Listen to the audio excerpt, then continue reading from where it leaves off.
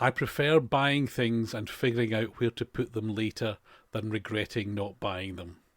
Christian Louboutin, French fashion show designer. Hello, you're listening to Talking at a Slot, the podcast for those who enjoy the small things in life. This week on Talking at a Slot, we'll be apologising for mistakes made, wondering why we buy what we buy, and hopefully getting ourselves invited to the seaside.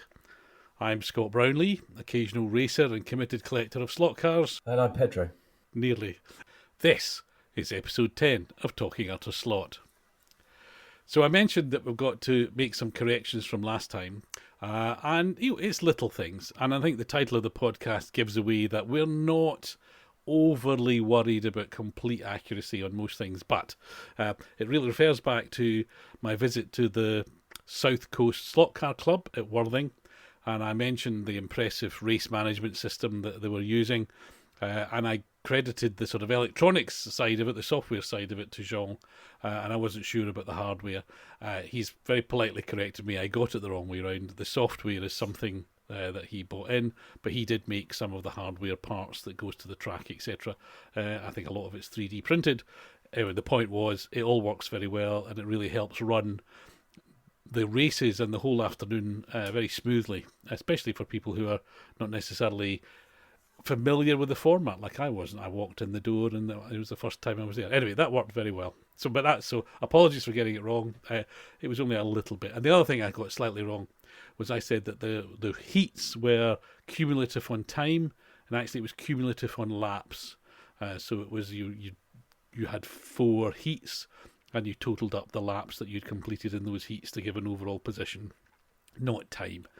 General gist of the point, I think the same was, it wasn't an individual race. I wasn't finishing second in one race and third in the other or whatever. It was just doing laps, which added to a total.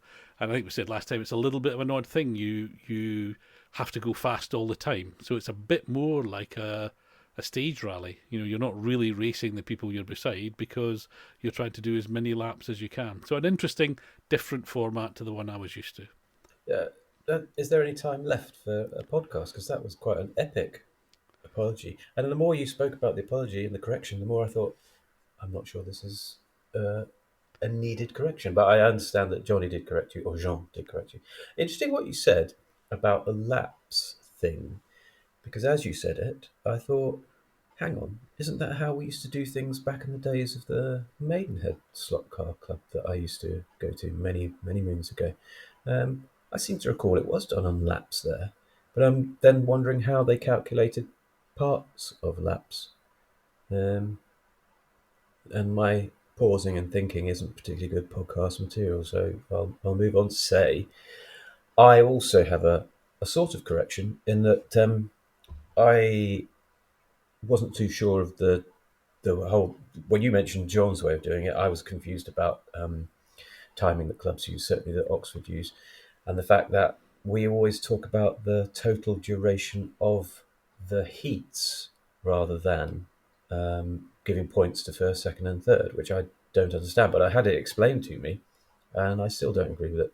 But the reason for Oxford doing it that way, and I suspect other clubs, is that not because you get to race on every lane. We only have 4 lanes. I don't necessarily race against everyone else who's present. If we've got 8 punters there, I'm not necessarily going to race against all of them.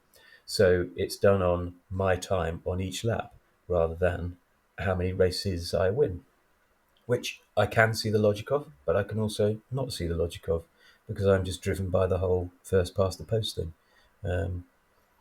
Well, that was yeah. I mean, I think not to recover the ground we did last week. I think what we're both used to, the first past the post idea, would mean that if you were safely in second place, say in a race sense, you wouldn't necessarily go as fast as you could because you want to you recognise that's me all over. Yeah. That I genuinely, whenever I manage to make it to the front, not very often, or if I've got a position and I've got some space between me and the guy behind, then I throttle back and I don't think I'm going to go hell for leather here and maybe fall off, because I have a tendency to fall off. So I think, let's not fall off this time. Let's try and do it better this time, Pedro, and let's pace ourselves. And that results in a slower time, which penalises me in the grand scheme of things, but I hang on to my place, which is what I'm happy with if I've made it to the Pody Ham. So I don't know.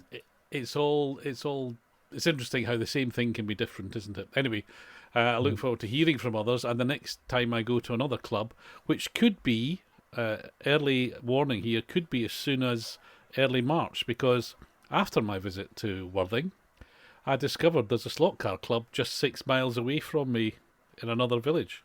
Is it? Yes, so Who? I'm going to go and visit that. Name them. Um, I can't remember what they're called. It's in Holy cow! because I haven't been yet. No, But but you've got to anyway, get there. I've, So knowing where you're going could be good. I know it's in the village called the village is called Ifold, so I know it's in Ifold. But, Oh. but that's anyway. There you go. That's something to look forward to, perhaps. Another update from last time was that we were somewhat shocked and stunned and dumbfounded by the silver thingy that you found on eBay.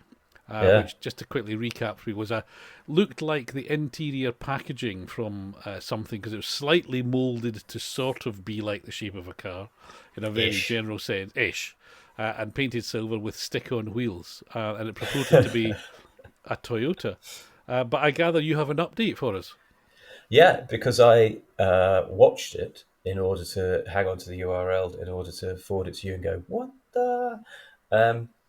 I continued watching it after the podcast, and the next day I got an offer of a discount on it, 27.97% off if I wanted to make the purchase. Needless to say, dear listener, I did not make the purchase. 27.97. That's a hideously accurate discount. Well, I suspect he had knocked a tenner off, say, and Ah. eBay had just calculated what that meant on the original purchase price. But I didn't go for it because apparently a fool and his money aren't easily parted. And you can resist a bargain. I can't resist a bargain when it looks like that. It does rather lead to something we were talking about. Which is, well, I should say, because I bought something on eBay this week. That's not unusual. Most weeks I buy something. You are more of a purchaser than I am by a long way. I did phrase that as if it was an unusual event, didn't I? But anyway, No. and it begs the question of what we were to say. Why do we buy what we buy? What is it that makes us buy that one and not the other one? And why is it, we hanker after and search out this thing, but So because I bypass know this? what you bought this week, I those are exactly my thoughts. Why did you buy that, Scott? Explain what it is, and then explain yourself. Why on earth did you Why did I buy buy that? that? Well, my description of it is an extremely attractive, small, Very small. Skeletric Spain model of a Seat 850 Coupe. Now, I think the original moulding dates back to from 70s probably, and I have a number of. There was one was re-released 20, 30 years ago when Matchbox branding was on that company. They were Wow, did they do one? it's the same one. So Matchbox owned the Spanish Skeletrics for a while, as it were. Yeah. And so they released some old molds and called them vintage classics. There's an idea. And I bought one then. And then when I was buying up the part works, the Planeta and the Alitalia, Yeah. which I managed to source from Spain at the time. So I've got a couple of them already. But this one is very lovely. It's red. It's a 1967 or something rally. It says Miniel, it's got written on it in a sort of French way, actually. A very 60s kind of European graphics. But it's lovely. It's full of charm. It's what slot cars were, not what they are. But it's got a more modernish RX motor in it, and it blasts around the track quite happily. As I say, I've got a few of them, so I'm very chuffed with that. Have you run the new one? I have. Doesn't it have remarkably skinny, tiny wee tyres?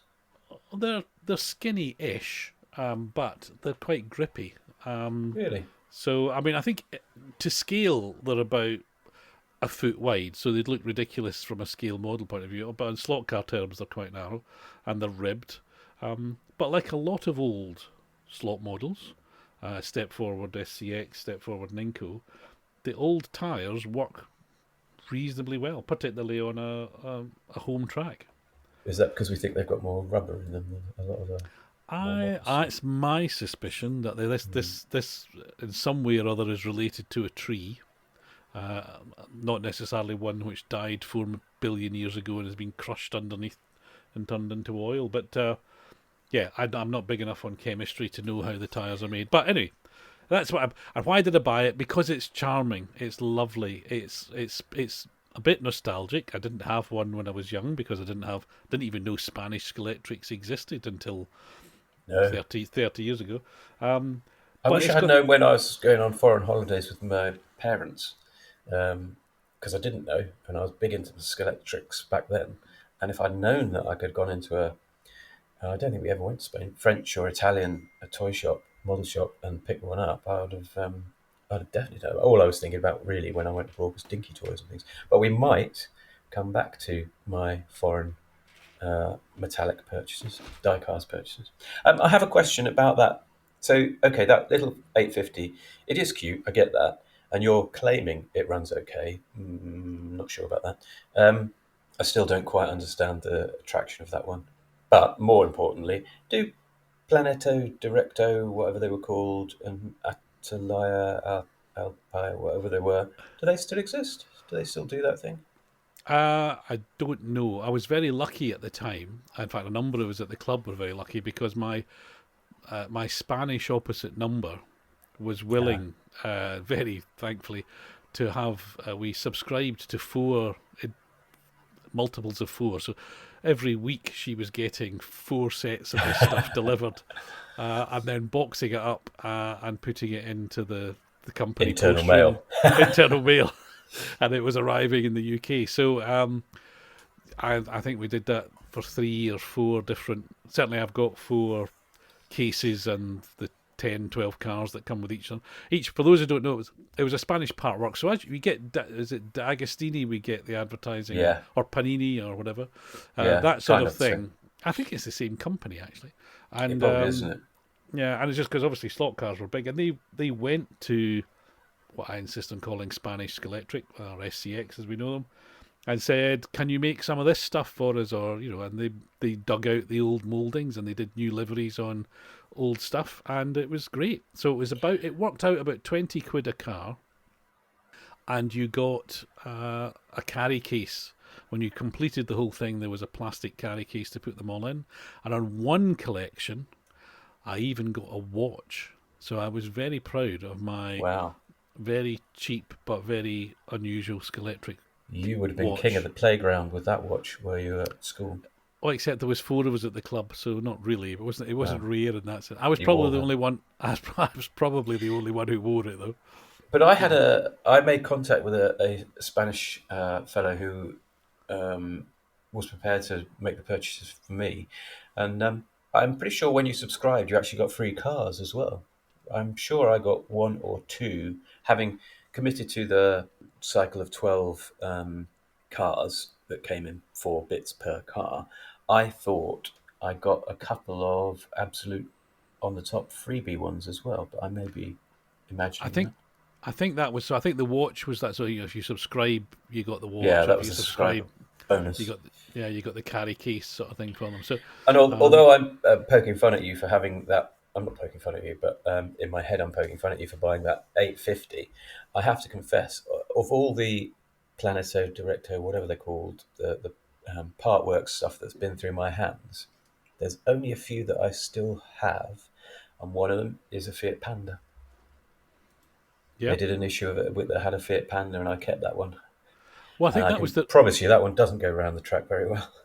Oh, I've got a Not my few of one. those. I've got a few of those. I Of think for course you me have, that Scott. Of course you that have. was the joy because you couldn't get. I mean, we're talking 15, 20 years ago. So a lot of these Are we? models had Oh. long since gone out of production, and you couldn't get them. So to get a modern new one with tampu printing and all that good stuff, this was far cheaper than buying something even at that stage off eBay.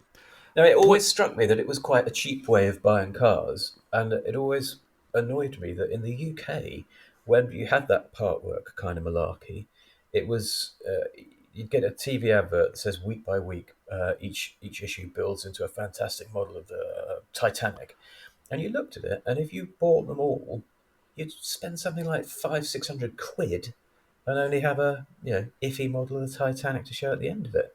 Absolutely. Whereas the Spaniards, you paid what was it, tenner a month, tenner a week, and you eventually got a decent car out of it for not over the odds money. I exactly. That's which is why I was, as I say, eternally grateful to my Spanish colleague who indulged us for what must have been about 3 or 4 years. Yeah. That we otherwise, I mean, you can get them all now on eBay, and I think again as things have progressed and traders have come and gone, so they're not unobtainable. But at the They're time, fit. They're rare, I would say. I do see them. I've had various eBay searches saved. Obviously, I'm interested in slot cars. That's just a given, I think. Um, uh, but they do turn up, but not that I, I often, I think suppose. that'll be why you're doing a podcast about slot cars if you're interested in them. Yeah, I hadn't thought of that. Yeah, that makes sense now you say that. So, why do you buy what you buy? Well, that's a very good question. I don't know. Why do I buy what I buy? Because I'm interested in motorsports generally. Um, and so, because I cannot, I mean, every time I do Euro Millions, which I do reasonably regularly when it gets to a certain amount, I have certain standards and I won't buy a ticket for less than, I don't know, 30 mil. Um, I tell myself that one of the things I will do is sponsor a some kind of motorsport entrant, be it probably GT3 type stuff, British GT Championship maybe. Um, so basically, I'd like to be a racing driver. I'm not good enough to be a racing driver, but I can, and I can't. I'm not good enough, and I can't afford to be a racing driver. But I can get halfway round a circuit when it's 1/32 scale, and I can afford to have all my dream cars, all my dream racing cars. So I think it's because I'm a failed, well, not even attempted, because I'm a motorsport wannabe. I've ended up with scale X-Trix, which is pretty damning. Isn't it? No, no, I think I would to just twist that a little bit on a positive note. So rather than you Oh, I'm not not it complaining. be, I was going to say it's not second best to what you could have been. Although, by the way, if you do win the 38 million, you can do Mhm. your own version of the Michael Fassbender Road to Le Mans. So we can have Pedro's Road to Brands Hatch. well, I was going to say Pembrey because I love a bit of alliteration, but anyway, Oh, okay. Pedro's path to Pembrey, um, in some classic Jag for the VSCC, that sort of thing. Ah, Anyway, um, I've lost my thread now. I was so impressed with my alliteration, I completely lost that thread, which is a terrible thing to admit. But excuse what me. I was going to ask was, you say you're a general motorsport fan. Yeah. But you don't buy models of everything. I mean, we both like GT3. We like endurance racing in general. So again, the aforementioned Michael Fassbender series. I really, really want a green 911 GT3 because of that. But you don't. I mean, you'd confessed, and I think it was good of you to confess. I think it's good to get these sort of guilty secrets out. You told me that you've been watching F1 testing. Yeah. So God knows why. I mean, F1 races are bad enough, but F1 Ah, but I testing. also told you I ended up with the conclusion of why am I watching? Well, watching the testing is all right. Watching the pundits, I've realised I've reached a certain age, and I am sufficiently grumpy, and I'm cynical. But all the web links that I followed during testing, and a lot of the YouTube video clips that I watched, they were basically just clickbait, made up stories. Not entirely made up stories, but they were taking a tiny thing and making a mountain out of a molehill. And basically, F1 testing, you can't tell a great deal. The top three are probably still the top three, and the other guys are going to mix it up a bit. But until we actually get to Bahrain for the proper weekend, we won't know for sure. So what was the point in me watching all that testing and watching Ted Kravitz talk nonsense? There was a video with Ted Kravitz where he just had an iPad on a stand and he flicked through showing pictures and he talked about them. And sometimes he talked about he couldn't find the picture he wanted to talk about. And I thought, why am I watching this awful cheap TV? Um, I was going to say, I was just the listeners are probably thinking much the same at the minute. yeah, No, why am I listening to this awful cheap podcast? What's going on with my life? let's Point taken. Thank you for listening. We just lost a whole load of listeners, No, no. and I I think we sent just. them away. I think we just disrespected them, but trying quickly to get the situation back. Ever Given the that you are professional. committed enough to F1 to watch and be interested in F1 testing, are you now, or have you recently bought a modern F1 slot car? Well, last year, yes. Last year I bought a couple of. I started off with one Polycar generic F1, and with the avowed intent of putting some Spanish decals on it and turning it into Alonso's Alpine, which I did do, and I'm very pleased with the results. Back then, we didn't race them at Oxford.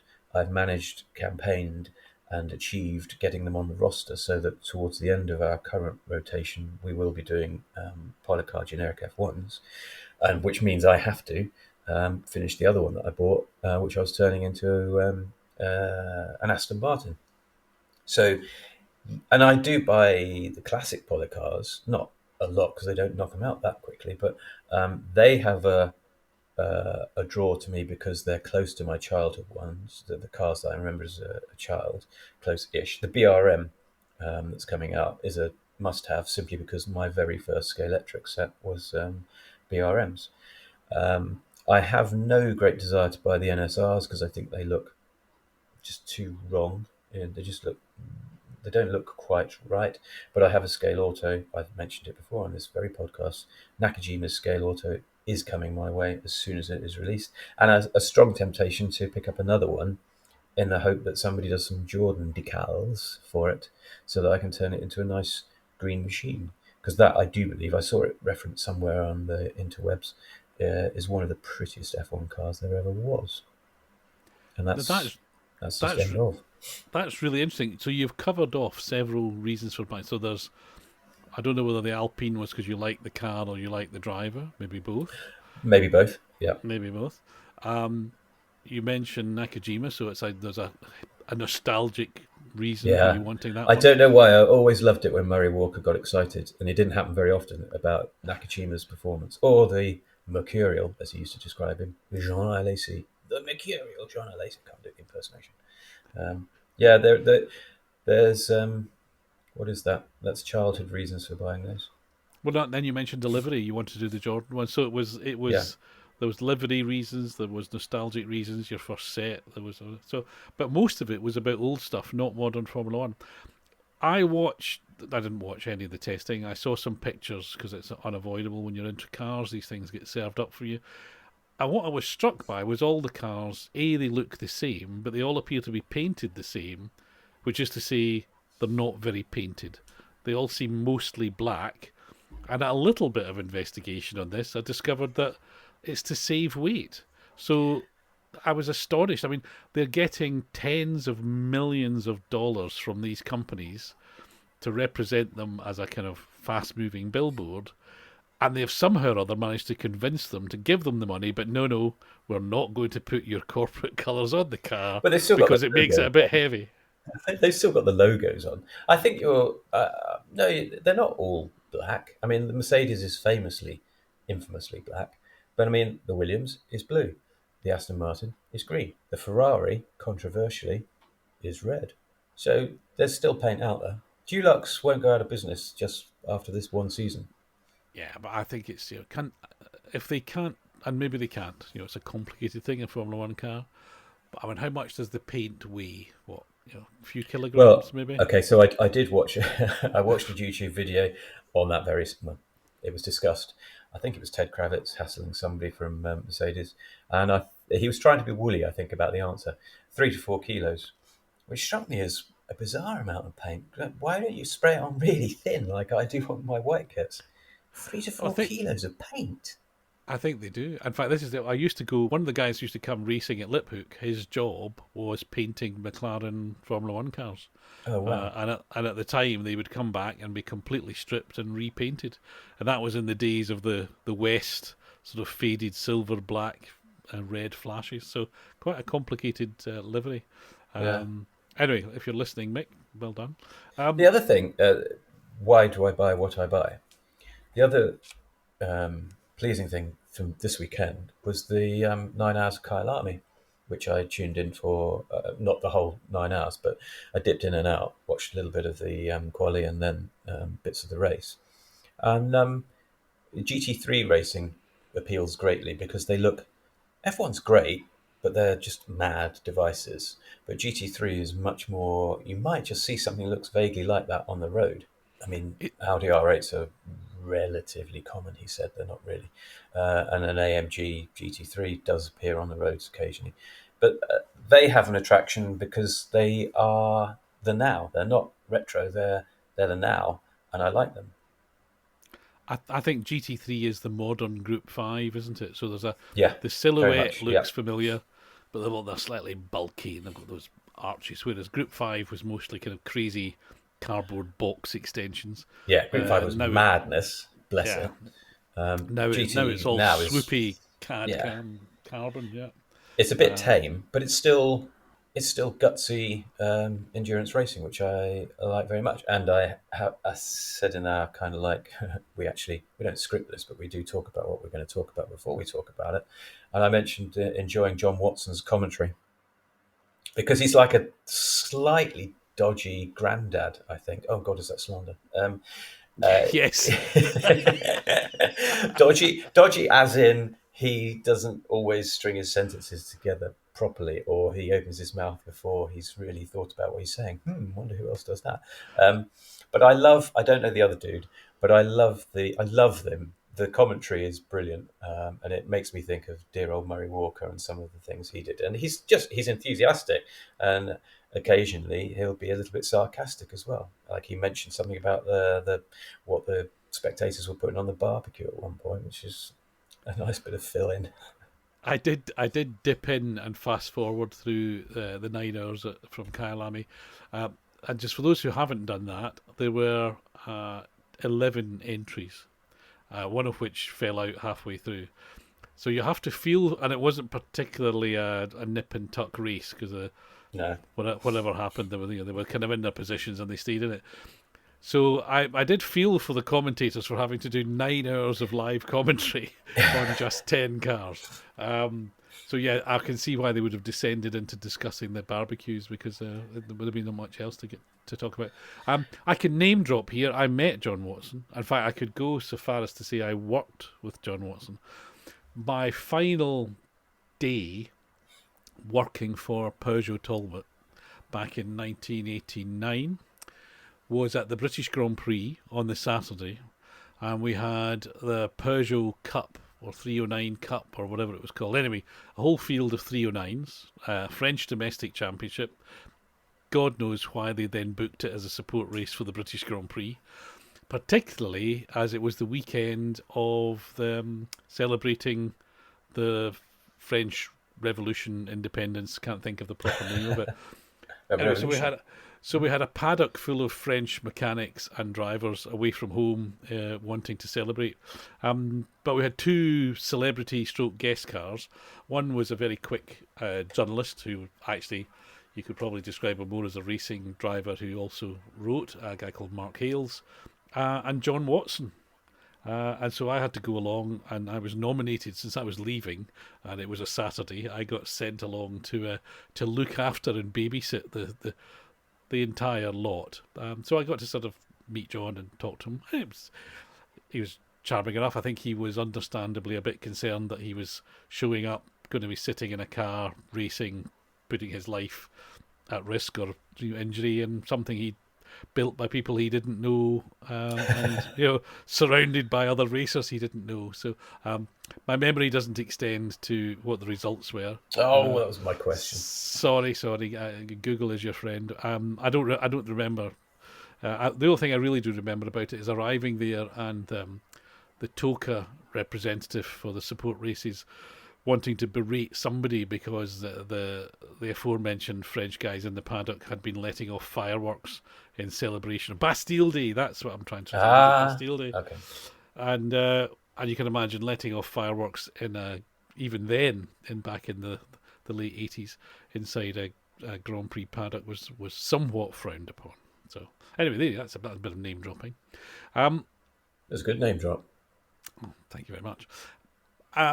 Which is why I've got a John Watson Brabham. Mainly it's because it was in the aforementioned Altair set. But I will be buying a John Watson Brabham when the new Scalextric one comes out. If I buy one of the new Brabhams, I will buy the one that doesn't have the fan. Excuse me, about to cough. Sorry. That's the John Watson one. Oh, It's is a it? little bit. Oh, yeah, It yeah. is, Sorry. because Yeah. number two. It's a really interesting one, and I think this badly segues into where we're going in the next piece about the choice of things that get made as models. Hang on, And Scott. there's If only we had like segue music, we could like play some music, and then segue into something. Sorry, that makes a very bad segue. Me interrupting you, as you were saying. Oh no, David. What I was saying was there's a kind of commonly held belief that the slot car manufacturers want to get multiple liveries out of any mould so that they can earn back on the investment cost of doing that. So you see cars which have got multiple liveries on them. That's great. That Brabham was used for 1 year. As far as I'm aware, was never sold to any privateer team, and basically has two versions: one with a fan on the back, and one without a fan on the back. So that's really interesting that they've invested in that, and I presume the fan on the back must be a bit of a different moulding to the one that hasn't got it.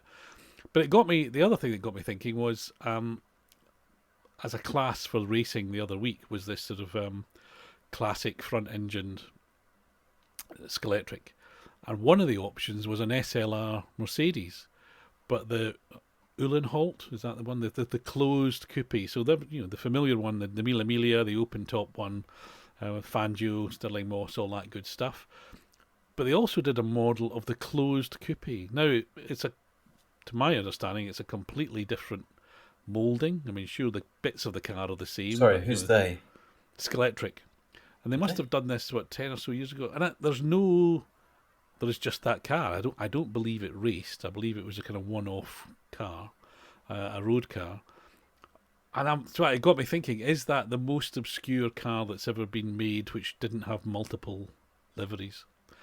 Well, I think there's probably several. I can't think of any, but I imagine there's several that have been made that don't have multiples. But you're right. The Brabham is curious because I mean there's extra work involved in getting that fan to spin. There's extra tooling in producing that model.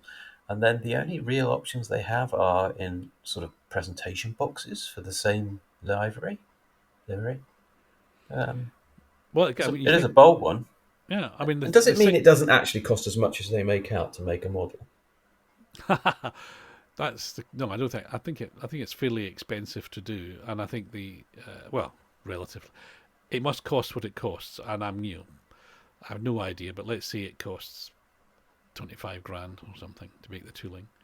Then you've got to sell a certain number of cars at a certain profit margin in order to start making that back. And if you say a 911, you can make 20 liveries of it, then great, that's paid up. Something like the Batmobile or the Lady Penelope car, I guess there is only one of those, but they're going to make a lot of them because it will sell beyond the normal racing collecting sort of thing. But when you get into something which is a historic racing car, interesting. In fact, maybe we would get the chance to ask someone directly about that sort of thing, so that we became a little bit more knowledgeable. So, and you would get the chance to give him his £3 back. So basically, you're saying, when I see Simon and before I hand over the money, have a list of questions ready for him to answer. Well, yes, basically. Well, no, that's wrong. Yes. I think. I mean, we were talking earlier about you were tuning your Bastos Rover, and you were bemoaning, I think is the right way of describing it, the way certain things were done to manufacture the car. I shouldn't be speaking for you. I should let you. You were tuning your Rover, Pedro. Tell us what you found. Well, as I was tuning it, Scott, I was bemoaning the fact that it's made in a certain way, which is really annoying when you're trying to tune it. My issue, as we discussed it, was curiosity with the fact that Scalextrics do say they make toys, except the Bastos presumably isn't sold as a toy because it has Bastos slapped all over it. So tobacco sponsorship means it can't be a toy, it's got to be a model. Yet underneath, it's still very much toy. And they do the things that I want to know if there's a sort of day one of being a modeler at Scalextric, is that you're handed a folder that says, okay, anytime a mabuchi is used, then the interior tray must have these two fiddly little bits of plastic going either side of the noise suppressor thing, which sometimes will go either side of the noise suppressor thing, and then occasionally, when it's assembled, will crush the noise suppressor thing and cause distortion in the interior tray and cause havoc. And that you must always support the bushings with these little two prongs that come down out of the interior tray, and they're just surplus to requirements, I think. So I am more and more, I'm torn with Hornby and Scalextrics because they're making models very much aimed at you and me in terms of the subject matter, and they're underpinning them with the basic toy stuff, which is a bit frustrating. But I have tuned my Bastos. I did give it a wee run. It's not got the fastest motor out of all my Scalextrics, and I might see to that, but it ran really well and it looked so cool, and I was very happy. Look at my That's little good. face. Look at my little That's face. I'm smiling. well, happiness is what it's all Thank about. God it's As a we were, podcast and not YouTube. well, from episode 11. No, no. Ah, I think the that you hit the nail on the head, isn't it? It brings us joy. That's what it's about. It brings us joy. I was going to say I think I know why they make those prongs above the bushes, it's to hold the but bushes rather in, than, isn't it? well, it's transportation because this thing is put in a box and chucked in a chucked in a container, shipped halfway around the world, put in a van, postage. This thing gets bounced around all over the place. We look at them and think it's arrived and we've unwrapped it and we're looking at it with kid gloves and we place it on our track and we worry about whether the wheels are a millimetre too. It's got to have survived being made and shipped round the world. It's got No, a, I'm not having that. I'm not having that at all. Sorry, but Slot It gets made and chucked around the globe. Carrera, let me list a whole load of 1/32 slot car manufacturers. They all get chucked around in containers. They don't all have these silly little prongs holding the bushings in, and I think okay. that's the reason that they're concerned that in a accident, which they believe their cars may have, they may come into high-speed interaction with a skirting board or a sofa or a chair leg or something. They're concerned that the bushings pop and the car suddenly becomes broken and is seen as not good value for money. And so they put these silly little pieces of plastic in because they're cheap on the bushings. That's my Well, theory. okay. Well, I think we should ask. I think we should go down. We should have a day trip to Margate, get some ice cream, and hopefully speak to somebody. So if anybody from Hornby's listening, we'd love to come and visit and have a chat with you guys. You're going all out for an invitation this week, I'm aren't you? going on. Yeah, exactly.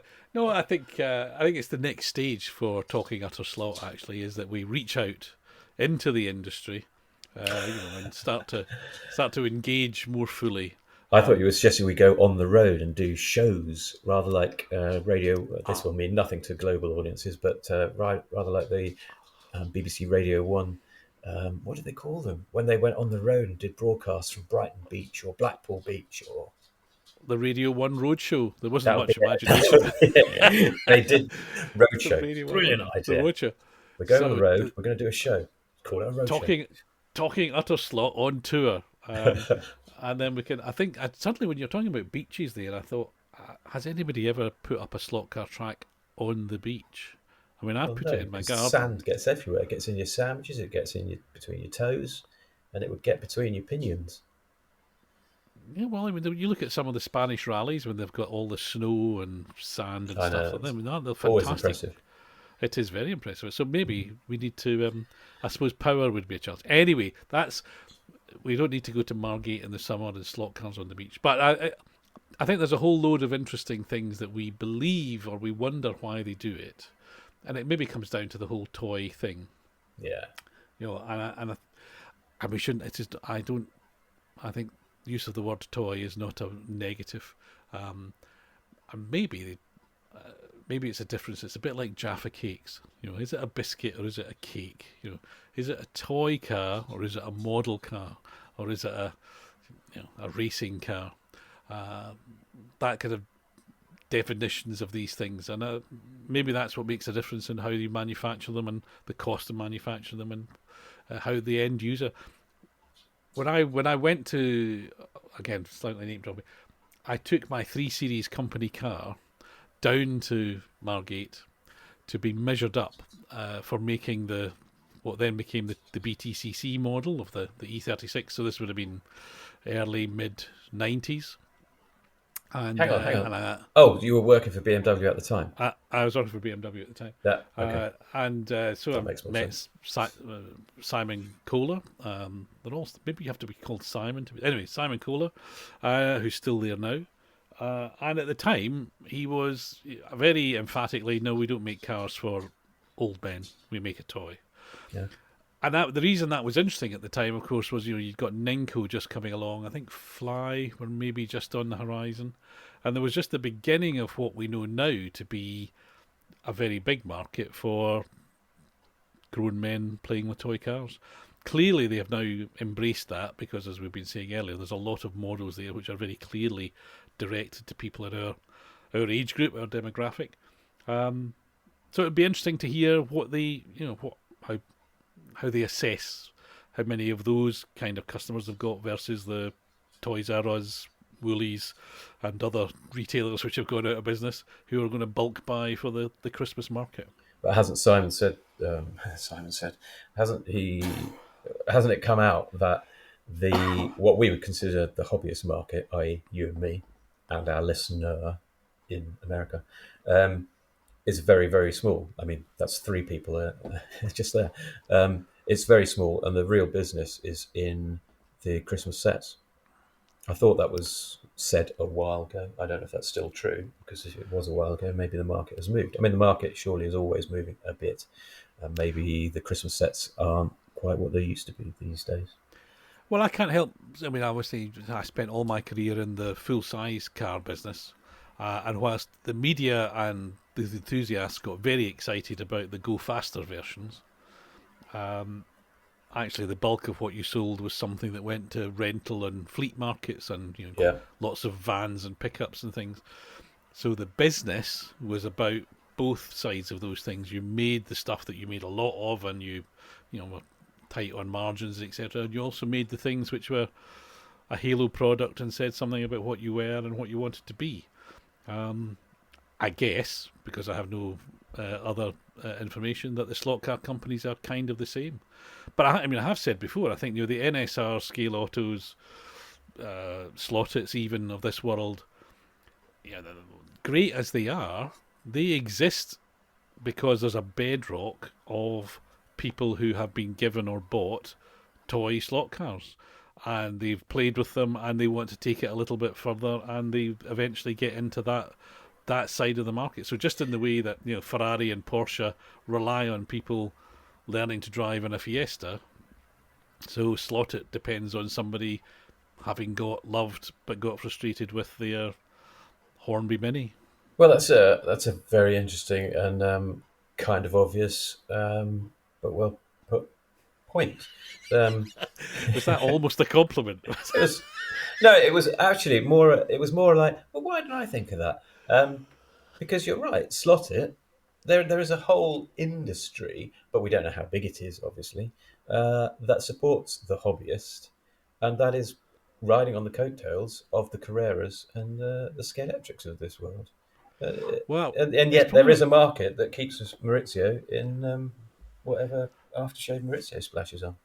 I wouldn't say it's riding on the coattails. I'd say it stands on the shoulders of, in the Oof, I see sense what you've that, done there. Yeah, yeah. yeah, yeah. Interesting imagery. So I think and whether the frustration there for this little Carrera Scalextrics of the world is, well, why can't we have a bit of that? Yeah, But because Carrera and Scalextrics make very nice models. I mean, both of them, I would say, make nicer models than NSR. Decals for headlights, nonsense. Both both of them are let it quite go, capable. Peter. Peter, let it go. No, I Let will it not go. let it go. Not until episode 20, maybe. Um, Both of them make very nice models. And I mean, that Bastos Rover, I think, is a really peachy model. There's some corners cut here and there, yes, which maybe the Slottits of the world wouldn't do, because he's quite fastidious at getting his shells correct for the livery, isn't he? But yeah, it's an endless frustration, and I don't think it'll change. So just deal with it, young man. Young man, Well, it's old it's a git. t- it's a tiny it's a tiny industry. They were dealing Yeah. with, even if you combine, if you forget about all of the HO 164th, all the real toy stuff, and I gather that's where the real volume is. Well, I've heard that as Uh, well. Yeah. yeah, but if we forget about that, and we probably shouldn't, but if we forget about that, then we're dealing with a real niche here of toy carness, and but it's lovely, and it gives me a lot of pleasure. That's for sure. So thank you, all of you out there who are making slot cars. You make an old man quite happy and relatively poor. In the process, you make me happy and have committed me to poverty. Well, again, if I come back to where we started, that opening quote. Now we didn't plan this, but that opening quote. I prefer buying things and figuring out where to put them than regretting not buying them. And that's what we're doing. I think that's what Hit I'm me with doing. that. Hit me with that again, because for me you broke up, and I'm not sure whether that's almost certainly been recorded. What? Because I was intrigued by that quote that you found from nowhere. What was it again? I prefer buying things and figuring out where to put them later than regretting not buying them. That is quite an interesting philosophy, isn't it? If you But we're when you out of do come to time. it, Tune in that's next it. week Yeah, for. that. Tune in next week for storage solutions for slot cars. We probably have gone on long enough. We So, have. thank you for listening to episode 10 of Talking Utter Slot. We enjoy doing this. Hopefully, those of you who are listening enjoy listening to it. We thank you very much for doing so. We're going to carry on, and hopefully, if you want to suggest things that you'd like us to look into, or if you want to tell us how bad we are at this, feel free. The comments section is, as it were, open. Largely ignored, but it is open. The how long we've gone on, the little counter was slightly blocked on my screen, so I wasn't aware of it. But I was aware that we were going over possibly, because in these headphones my ears are getting remarkably hot. I need to take these headphones off. My ears are cooking. So Is that an old man thing? I think so, probably. Because your ears keep Probably. growing, don't they? That's the only bit of you that keeps growing. Is that true? So I'm basically That's hot not. housing my ears in these headphones at the moment. Really I think that's not for this. Jumbo-esque. But that's for another podcast. Getting old and how to put up with it with Peter and Scott. Right. Okay. Okay. So that was episode 10 of Talking Utter Slot. If you have been, thank you for listening this far, and we'll see you soon. If they haven't been listening, how do they get to... Cheers, Scott. Bye. In this episode 10 of Talking Slot... Ah! Oh, the perfectionist is coming out, isn't it? It's not a lot. The opening bit went quite well. Don't you dare put all of this in the podcast, okay? I promise. I promise I won't put this in the podcast. You evil man. Right, let's try again.